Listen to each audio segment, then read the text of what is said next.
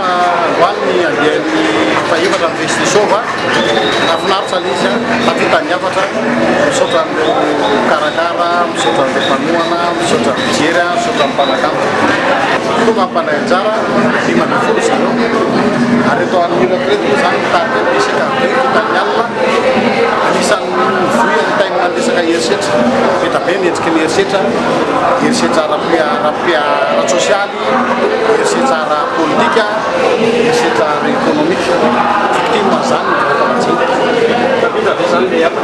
Afo satria izy olona nirina lehibe teake miope matoa ny olona miope a zavatra tsara zany tanjona zany dia hoe mba ilanina ny firenentsika zay ara-sosialy ara-ekonomika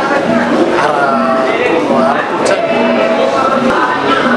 tafapetraka le satria efa miara-miasa amin'ny office national ny tourisme tanàna FNAC, office national ny agriculture, commune urbaine Antananarivo, ministère de la population, ny fahatsirana malagasy ary eo ihany koa transit tafaray sisa zany. Nahoana ny dia fadimy io fa miaraka amin'ny organisme zay satria tazan'zareo le resaka fifizana le taimina